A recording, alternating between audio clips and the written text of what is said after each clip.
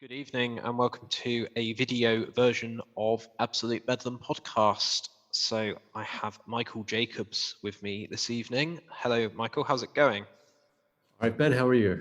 Yeah, not bad, thanks. Trying this video world out. So let's try this YouTube stuff. So just a quick introduction on you, and then I'm going to ask you the first question. Yeah. I'll let you do this because you've got quite a lot going on in your life.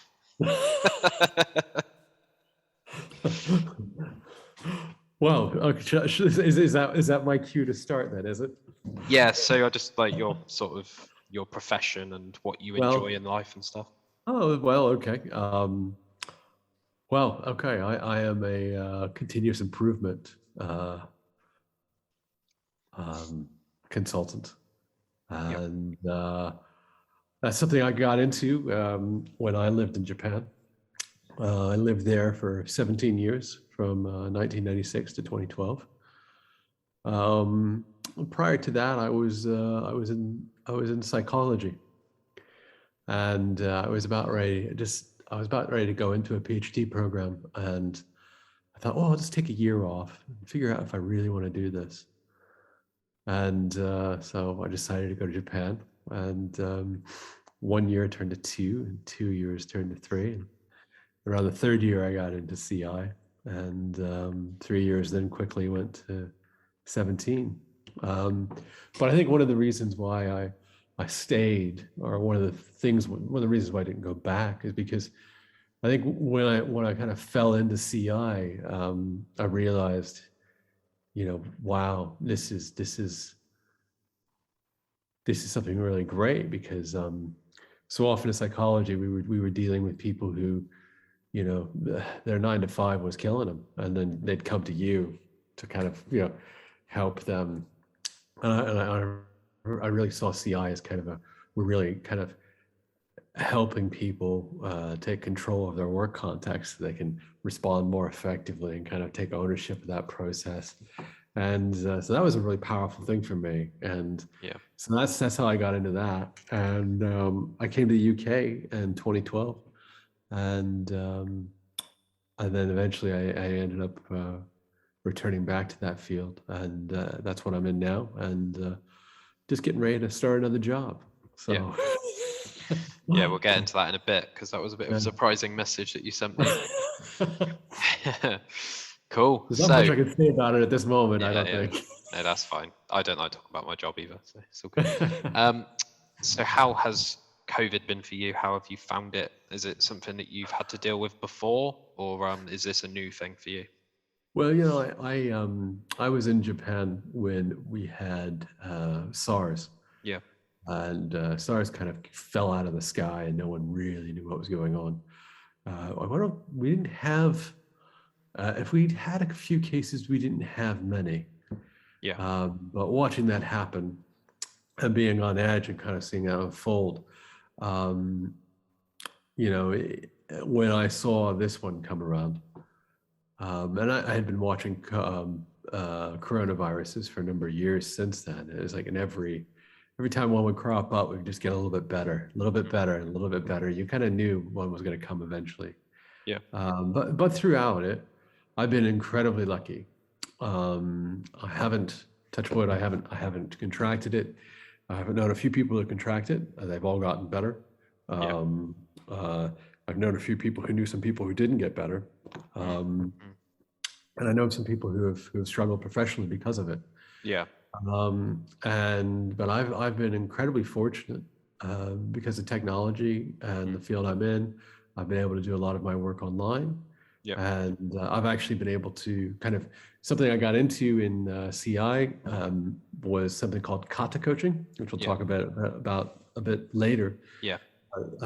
Because of COVID, strangely, the world has become more accessible in some ways. Yeah.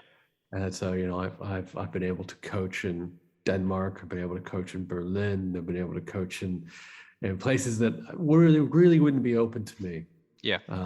Outside, if it wasn't for COVID. So, I'm not saying that I've enjoyed it, but at the same time, there's been a lot of opportunities there. Yeah, it's accelerated a lot of things subconsciously, I think. allowing people to work from home and giving people their empowerment back and trusting people to get the job done, even if they're unable to get to their office. And yeah, like from a CI perspective, obviously you're all about being as efficient as possible and as productive as possible.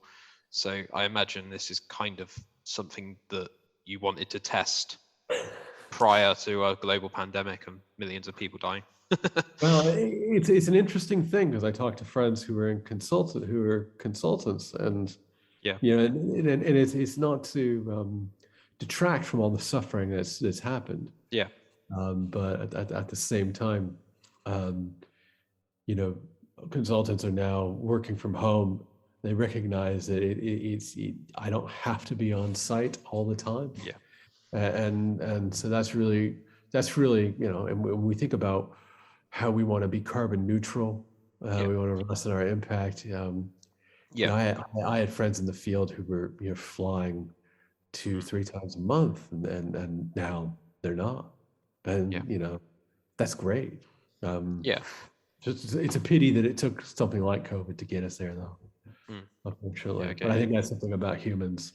I get you. Do you enjoy working from home, or do you find that it blurs the line? That's a good question. It's an interesting thing, because I don't mind it. If I'm really honest, I don't mind it. There are certain things that I like. It depends on the process type. Yeah. And it depends on, if I was in manufacturing, I'd want to be there. Yeah. I get that. But more often than not, recently, I've been working in service processes, and I can do just as much with the service process. Yeah. I think one of the things that might be a little difficult is the actual training, teaching people how to get better control of their process. But apart from that, that's So there's good bits and bad bits. Yeah. No, fair enough. Yeah. So, Toyota Kata. What's that all about then? To the average Joe, what does that mean? Well, okay. So there's a researcher from the University of Michigan, which is in Ann Arbor, Michigan. Yeah. His name's Mike Rother, and he's the student of Jeffrey Leiker, who is also a professor at the University of Michigan. And Jeffrey Leiker wrote The Toyota Way. And that was the big game changer for everybody. That was, you know, everyone was like, oh my goodness, this is it. Yeah. And Rother kind of went back and revisited The Toyota Way, and he realized there's something else that's going on here that we haven't caught. And what Rother was trying to capture was how the managers and the leaders coach the people they lead in scientific thinking. And so Toyota Kata coaching is just the pattern of PDCA, and it's using open questions, a structured, you know, methodology with these open questions, and it's getting people to think about, you know, what they're actually doing, and also kind of challenging people's cognitive biases, but in a very open, non-judgmental way. But what's really interesting is that when Mike Rother kind of stumbled across that, he realized, like, oh my goodness, these tools are solutions that have come out of the Toyota Kata. And so we have like the iceberg that everyone always talks about, that iceberg. And so you know, you have all the lean tools and the thinking. This is this stuff underneath the water. This is where the Kata is. And this has been such a big discovery. Actually, Jeffrey Leiker just came out with another edition, the second edition of the Toyota Way. And he's put that in this, like it's in the first chapter. So it's kind of been recognized that, you know, oops, this stuff, you know, we missed this the first time around. And it's amazing about how it is, because you're really just trying to coach scientific thinking. You're trying to coach people to come up with their own solutions scientifically. And there's a great little bakery, and I went to university near Ann Arbor, Michigan, and now in the 90s, back in the 90s, when I was a university student, it was very difficult to get good quality bread, but there was this bakery called Zingerman's, and Mike Rother's been using that as a place to experiment with his Toyota Kata. Yeah. And if you go online on YouTube, you can watch the Zingerman's Kata videos. They're great, and they're open. They talk about, hey, how we were doing lean and we weren't getting the results we wanted. We couldn't get people to buy into it. Yeah. And we went into this Kata world. And, oh, goodness. Yeah. Everybody bought into it. And you had these people who were just, working the line, doing the delivery. And they're saying like, oh yeah, here's the solution I came up with. And I was able to shave off this many seconds, or I was able to improve quality to this much. And what's really interesting is about building that dialogue to kind of encourage that learning and that development. Yeah. And I remember seeing there's a kata coach who works quite closely with Mike Rother, named Beth Carrington, and she was at the Kata conference in Berlin this year, and she was talking about 2 case studies and this is at a pharmaceutical company, where this black belt, Six Sigma black belt had a target to get. They went into the factory, they got their target, and then there was a second line that black belt then went in and did kata. And so what they found was that after they did the black belt, they got their target, their improvement of 20% or whatever it was. Yep. And but what they found with the kata team is that not only did they get their improvement, but they got their improvement continuously. Okay. Because they're doing it every day. Yeah. And so 3, 4, 5 years down the line, that Six Sigma project is still in place. Mm-hmm. That other line that was taught kata is just kicking everyone else's tail. Yeah. Because they're changing a little bit every day. They're improving a little bit every day. And that's a big, big difference. And one of the cool things about kata, though, is kind of how it kind of openly or kind of quietly challenges system 1 and system 2 thinking bias. Now, if you don't know what system 1 and system 2 thinking is, it's basically your system 1, your brain's divided into 2 systems. This is from Daniel Kahneman's Thinking Fast and Thinking Slow. And your system 1 is kind of your everyday quick decisions, your rules of thumb. Yeah. You see a car, you get out of the way. Yeah. But your system 2 is your deeper analytical thinking. Okay. Yeah. And so what happens, though, is your system 2 takes a lot of energy. And what it often does is it just checks system 1's homework. So people will make these cognitive jumps, and system 2 just goes, yeah, whatever, that's fine. Okay.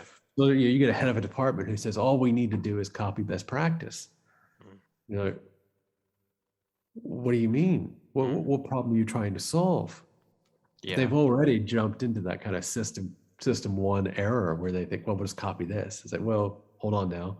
What problem do you actually want to solve? Yeah, just on that, I think the name of the guy I'm trying to talk about is Simon Sinek. Simon Sinek, yeah. And he always starts conversations with, it starts with why. Yes, yeah, you have absolutely. to reverse engineer what that means for the company. He was at Microsoft Summit. I watched a video earlier. And he just, I really like speakers that can just talk flat. Like they don't say or or He's just like, well, why is that even happening in the first place?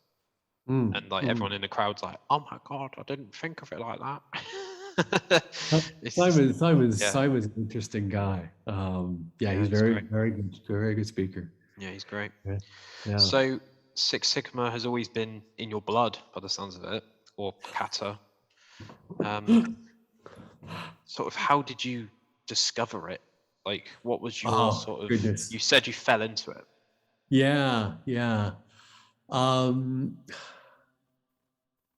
So it's an interesting thing with the Six Sigma thing. So like I said, I started off in psychology. And so I was always, we do a lot of multiple variate analysis in the social sciences. And so when I first started to hear about Six Sigma with Jack Welch, I was like, ooh, multiple variate analysis. That's interesting. Yeah. And so So I'd always wanted to go after that, and initially, I did, but one of my early mentors told me, he said, Michael, you can do multivariate analysis all day long, and you could do whatever, and you could find anything, but if the logic isn't there, you're measuring the wrong stuff. Yeah. Okay. And that's kind of what I found with there's a great book called by Art Smalley called Four Types of Problems, and Art Smalley actually echoes that, is that the majority of your stuff's going to be logic based. Yeah. And there's multivariate stuff, which is really, it's great when you do it, but it's just not that common. Yeah. And that's one thing I've found, that when I'm working with leaders, is that that they'll say, "Oh, we need to copy this." Yeah. That's a logic error. So how do you work? You can tell them you're wrong. And even Deming will say things like, what is it he said? The copying without understanding is the road to disaster. Yeah. And so how do you counteract that? And I think that's one of the things that Kata has been really helpful for me. Yeah. You can ask leaders those kind of questions, and you can do it in a way that doesn't really threaten them. Yeah. Okay. And that's the key, because you're not there to kind of put people under pressure and put them in the spotlight. Yeah. We're all here to learn. And that's one of the cool things about the Kata community, is that we're all just beginners. Yeah. And I get it. Yeah. It's not there to expose, it's there to every exposure and failure is an opportunity to succeed. And all of those motivational things that you hear on YouTube, and you can change your life if you drink more water and all that stuff, But I guess what Kata showed me is that no matter how skilled you are at PDCA, it's only a matter of seconds before your brain can wobble and go into some kind of bias. Yeah. And the brain isn't going to tell you when it's going to do that. It's going to do it quietly and without your knowledge. Yeah. Kata kind of sets the stage for that safe challenge. Yeah. Again, that's the thing is that I'm just a learner with this as well. Yeah. And for years I thought I was doing it, but I've recently, through COVID, given me some extra training opportunities with people I normally wouldn't have exposure to. I've realized, like, oh, I've been doing it wrong.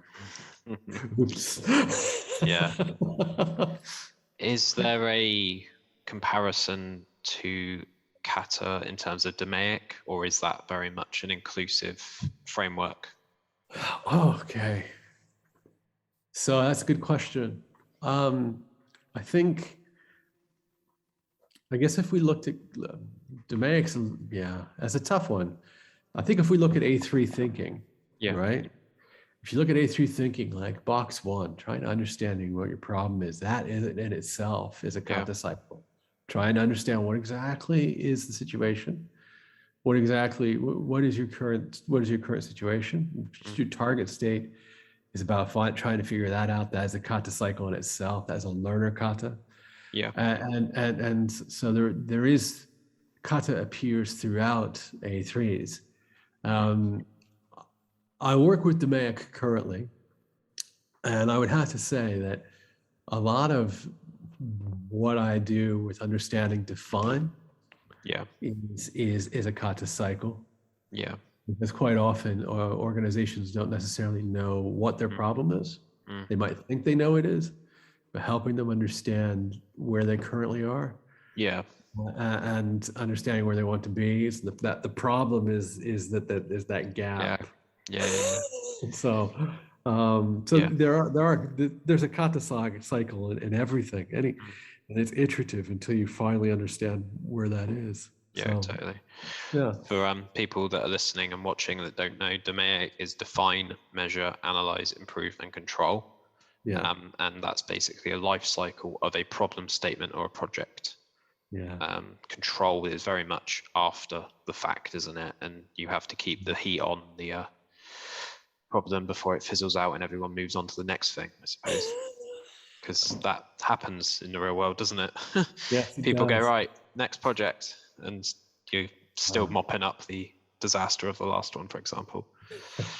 I think one of the interesting things about Kata for me over the last year is seeing how it's been used in really dynamic environments like the NHS. Yeah. And the kind of the psychological safety that comes around the Kata, and that whole desire to really build up the relationship between the coachee and the coach. That really has given a lot of open space for real critical thought. Yeah. And I think that's been the really cool thing about it, has been able to see how that's really encouraged people to really work together to try to build the best environment for problem solving. Yeah, I love problem solving. That's why I had Justine Morehouse, and now I've obviously got you on. And I love just throwing an idea. Yeah, I love just throwing an idea of currently we're losing this much money a month, or currently we've got £46,000 worth of stock sat in room 40, whatever, blah, blah, blah. What are we going to do about it? And you get people from different areas say what they think. And obviously no question is a stupid question and no answer is a stupid answer. But I just love those sort of war room attitudes of like, we are all here. Is it an obeyer room? Is that what it's called? Yeah. Just getting in one room and discussing one issue and, oh, sorry, I've got a quick meeting. No, you stay here. And you, it's very like regimented, very disciplined. It's incredible though. I mean, I working in this COVID environment or the virtual environment. Yeah. You get people just looking at a digital board and they're sitting in,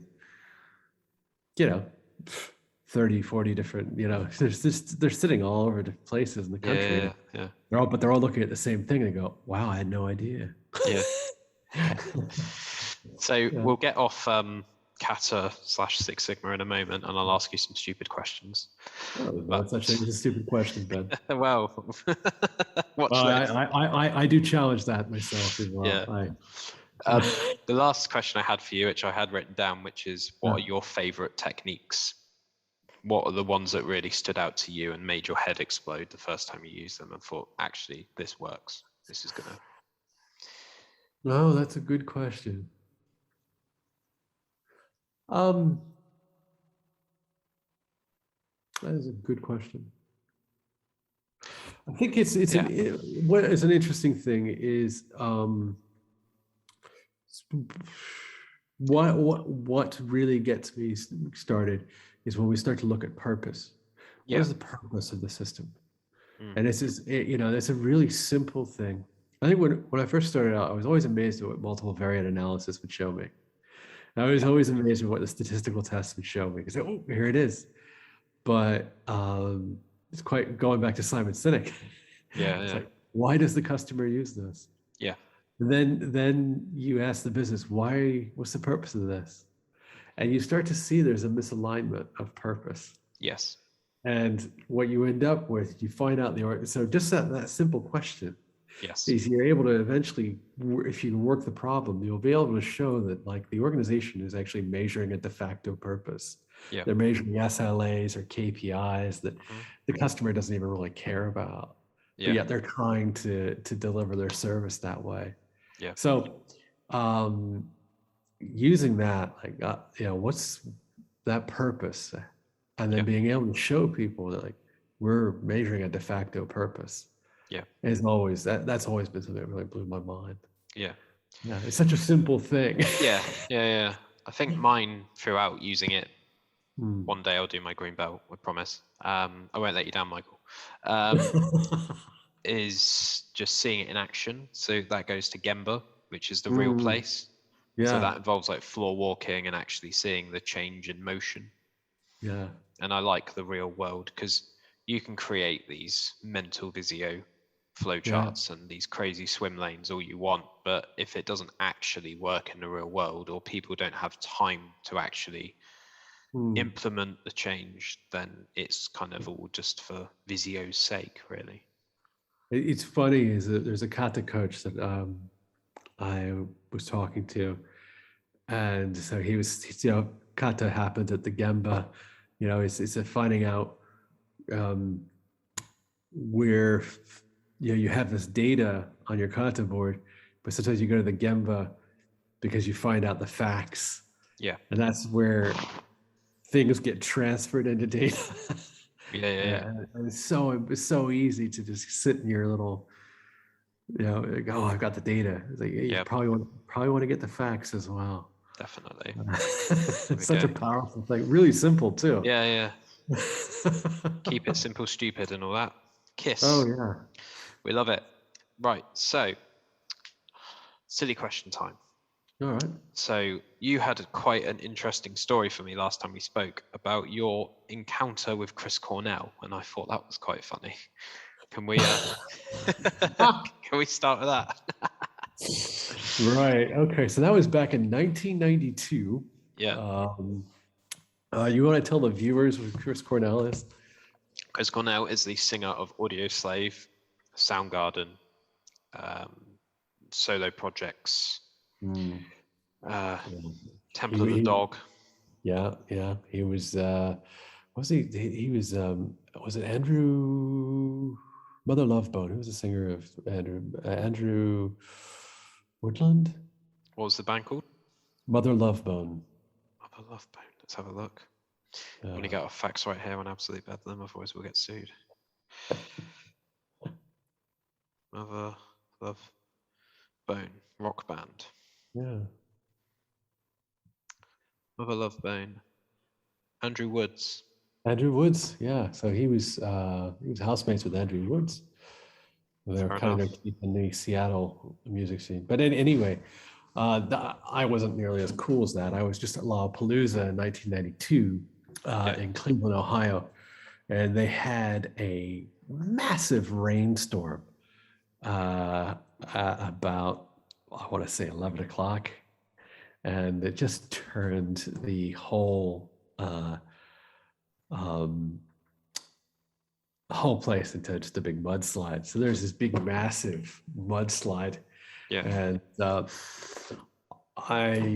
was the 90s. I was a young man at the time, and I may or may not have been sober when I decided it was a good idea to go down this massive hill on a mudslide. Yeah. But this guy picked me up, and it was him. He was just, hey man, it was a great slide. And so it's just like, it just took me a second, like, wow. As Eddie Vedder was standing next to him. It's just the most mental.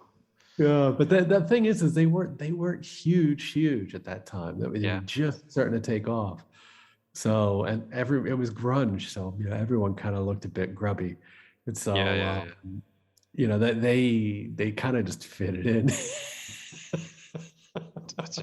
I don't even know how that happened, but I love it. I love that story, because I think the last time I spoke to you, I don't even know how that came up into conversation, but I'm so glad it did. you were talking about Soundgarden. You're a fan of Soundgarden. Yeah. And it was a funny day. I think that was like his birthday, maybe. And I think I told you that I was on a complete binge with them, and I was obsessed. Listening to them at work consistently, because I just got Spotify and I knew nothing could stop me at that point. It was a good day. I mean, it was a really good day.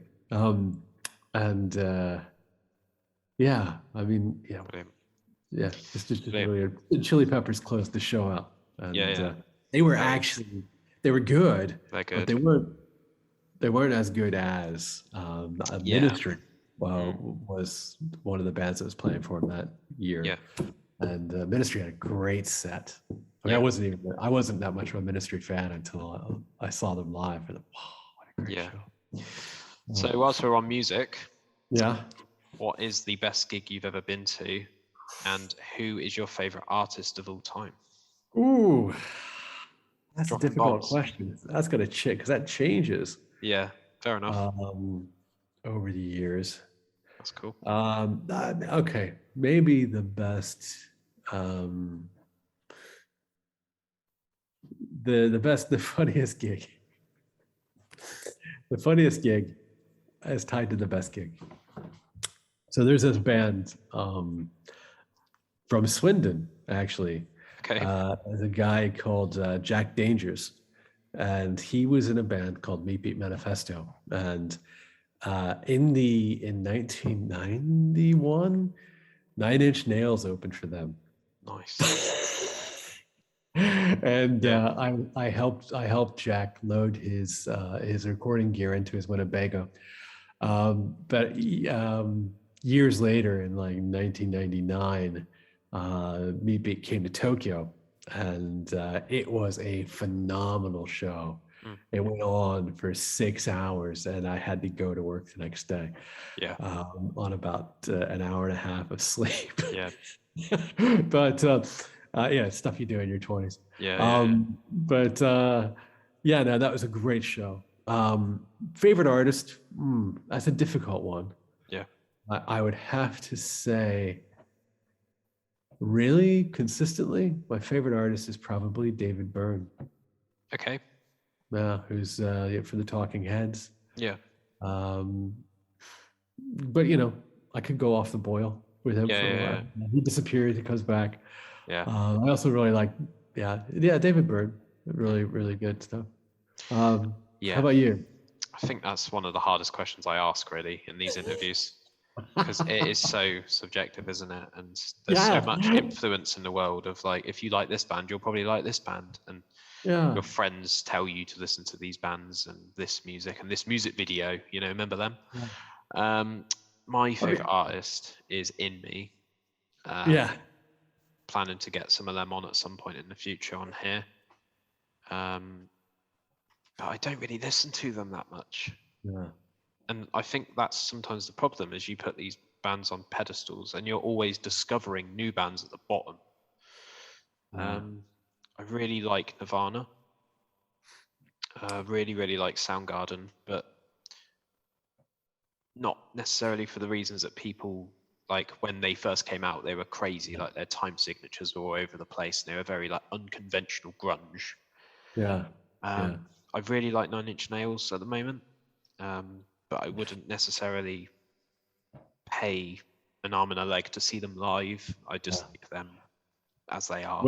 When they opened when they opened for Jack Dangers in 91, I think I paid the equivalent of £3.50. Brilliant. There we go. Wow. It was like $5 or something crazy like Amazing. that. And this is like after the show, we got backstage because there was like, where they were lucky to have 100 people there. Like post dinner for them, they're all vegetarian in Jack's band, so they just had like just this table of Subway subs. Brilliant. Because that was all you could get in Ohio at that time. My favorite artist of all time, instrumental wise, because I'm really into my instrumental music, is Joe Satriani.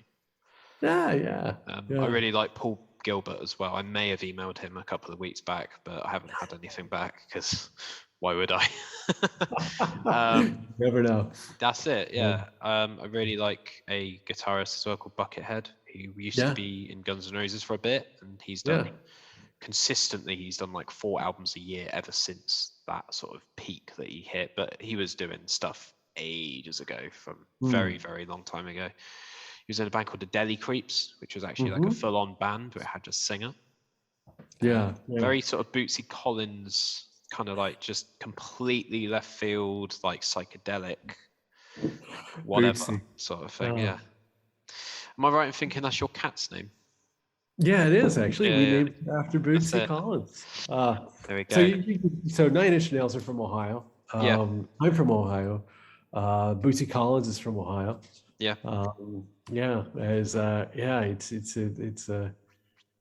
Well, actually, no. Trent Reznor isn't from Ohio. He's from Pennsylvania. I went to school in Cleveland. Love it. What's the next one? Am I right in thinking that you're into video games in any capacity? Well, not as much as I used to be. But I think if you spend any time in Tokyo, you're gonna get into that stuff. Yeah. And my wife, who's English, I met her in a park playing frisbee in Tokyo. Yeah. Like you do. And yeah, she is a big fan of American football. Okay. I know. Mm. So when the weather's bad, we and we've had our fill of Netflix. We tend to pull out some American football games and have have one of those. Yeah. Those epic. If there's ever been a test of a relationship. Yeah, I was going to say, who's more competitive out of you and your wife? Oh, I'll tell you what. I'm better at the NCAA University American football than she is, but she's better with the Madden. Yeah. So I tend to do better with the more gimmicky games than she does. Yeah, I get that. But she's very competitive. She hates losing to me. Yep. Probably I'm a very bad winner. Yeah. In your face, sort of. No, I don't slamming do the that. controller down, just walking out the room. I think the last great video game we had was South Park's Stick of Truth. Yeah. Mental, innit? What they got away with on that. Favorite film? Oh God, that is a difficult one. You can pick two if you want. I'm gonna mention one. If you want me to go first, it's completely fine. Yeah, mate, go on. I love The Labyrinth. I'm a huge David Bowie fan. Of all David Bowie's work, I'm surprised. You say Labyrinth. Yeah. Okay. I just think that was on repeat as a child. Oh, right. It just got ingrained into me, like Hoggle and Ludo and Toby the baby. I was going to call my son Toby at one point, but it got vetoed by the powers that be. And yeah, that's always kind of been my go-to choice, really. But on Saturday, I watched Cabin in the Woods. If you've seen that, I know the title. That's a very strange film. I highly recommend it. If you're into horror films and you're into like classic sort of cliche films, it kind of makes fun of itself. It focuses on the stereotype of horror films like Scream. There's always a hot chick, a jock, someone of exotic origin, and there's a stoner in every single group, isn't there? And it's a matter of time before each of them get killed off. And it's a really interesting watch. I wouldn't necessarily say it's a horror film. It's more of a psychological sort of twist film. Yeah. Kind of like Signs and Sixth Sense. Yeah. No. Rather than just chaos, they're my ones. I would have to say, I'm gonna go old school on you here and say Dr. Strangelove. Yeah. Because it's got two of my favorites in it. Stanley Kubrick, of course, great director. But then also the screenplay was written by Terry Southern. Yeah. Who is an American writer. He did the film Easy Rider. And he also wrote a few books. And I think he's the only living person on the cover of the Sgt. Pepper's album. Okay. No, he's on the cover of the Sgt. Pepper's album. But yeah, he's just a great writer from the 1960s. Kind of got left behind. But well worth it if you want to catch up on 19. He really wanted to work with Kubrick again, but Kubrick only didn't want to work with him. But it's really great stuff. Yeah. Just to put that into perspective, I've just quickly Googled Dr. Strangelove, and I was minus 25 when that came out. When did it come out? 1964. Oh, right. So I was minus 9. It's got a strange genre, war/comedy. I've never seen that before. Have you seen the movie? I haven't seen it. I will watch it. Terry Southern is a great. He had a great ear for dialogue. Yeah. And so there's just fantastic bits, and also what's the name of the English actor? Peter Sellers. Okay. He plays a number of characters in there, and he's just fantastic. Yeah. So I think Peter Sellers is maybe 3, maybe 4 characters in that movie. Yeah. But yeah, anyway. Yeah, I like that when they can play more than one character. That sort of Yeah. Michael Myers kind of playing every single character in what was it? I think they did it to save money. Yeah. What was that called? The James Bond ripoff. What was that called? Austin Powers. Oh, yeah, Austin Powers. Yeah, that was it.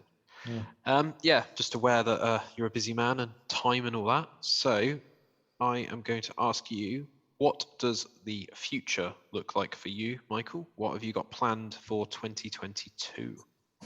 Well, I'm starting a new job in December. Yep. And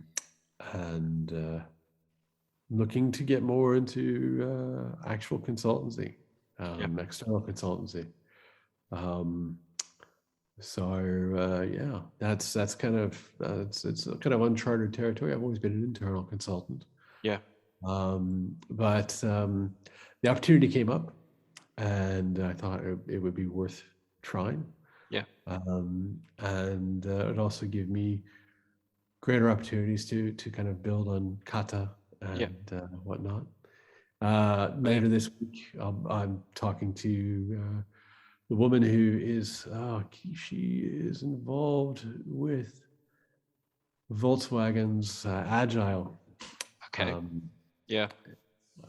department, and she's interested in seeing how Kata can be used in Agile, which is kind of a new field. So I'll be having a meeting with her, and so there's some interesting opportunities around that as well. I'm really looking forward to looking into. I'll have to report back to you on that, because I'm interested in the agile sort of waterfall / scrum methodology. But you hear these things at really high level, but you never really know what they mean.